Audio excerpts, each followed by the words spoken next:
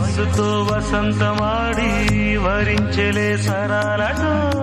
మిలా మిలా హిమాలే జల జల ముత్యాలుగా తడ తడ గళన తటిల్లత హారాలుగా చేతులు తాకిన కొండలకే చలనం వచ్చనులే